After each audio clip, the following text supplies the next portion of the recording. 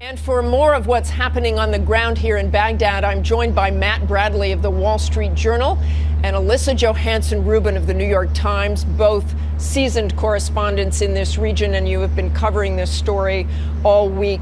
I want to start with you, Matt. You were with those Shiite militias yesterday in Sadr City, a wild scene, some mock suicide bombers calling themselves the Peace Brigade. What did you see and what does it mean? Well, it was a scary sight in Sadr City, and it was repeated in cities throughout South and West Iraq, where we saw just tens of thousands or even hundreds of thousands of mostly young men parading through the streets, armed with sometimes fake weapons, sometimes riding on trucks that had fake anti-aircraft guns, and all of this was a bit of theater. It was aimed at intimidating and trying to send a message to the Sunni part of Iraq that the Shiites would not be yielding, especially Baghdad and the shrines in some of the major pilgrimage cities of Iraq that ISIS has directly threatened.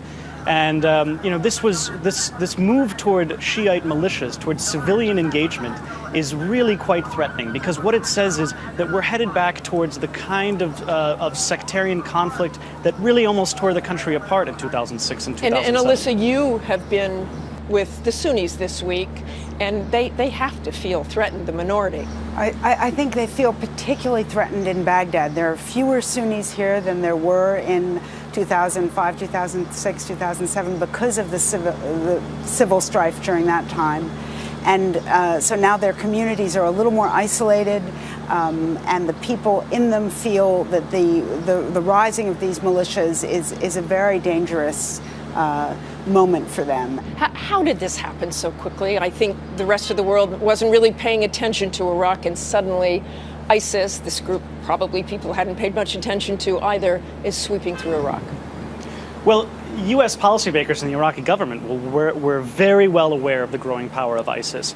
And we saw areas in, especially Mosul, where all of this started off, ISIS and some of their al-Qaeda-inspired partners were shaking down local businesses, they were intimidating tribal leaders, and they were starting to exercise the kind of troubling influence that they did during the height of the sectarian civil conflict in Iraq back in 2006 and 2007.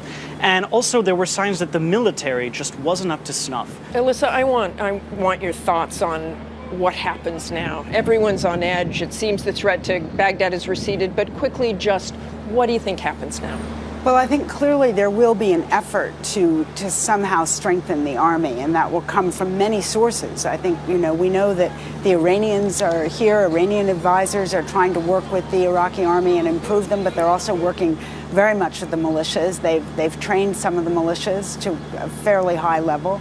And the Americans are sending in advisors. I think the question is it too late for a really significant military solution? The larger question is to what extent will Iraq's de facto borders, or the borders of the central government, be redefined by what ISIS has done in these last few months? Thanks for joining us today, and thanks for all of your great reporting.